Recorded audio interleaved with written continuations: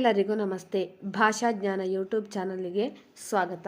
Today's class will discuss about one short video. Okay, so in the circle you are seeing a character, right?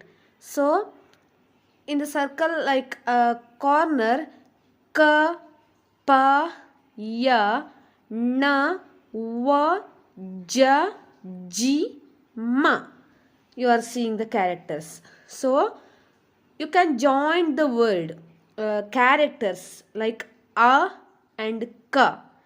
Akka, elder sister.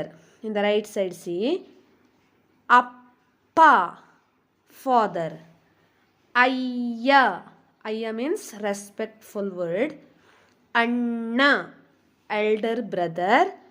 Avva, mother. Ajja, grandfather. Ajji, grandmother. Amma, mother. Circle word compulsory. Every word first character is in the circle, and circle corner having in the upper portions round having ka, pa, ya, and you can join that character and you can write the word akka, appa, ayya, anna, avva, ajja, ajji, amma. This is how to join the characters. Okay, these are all the double consonant words. Once again, I am reading now.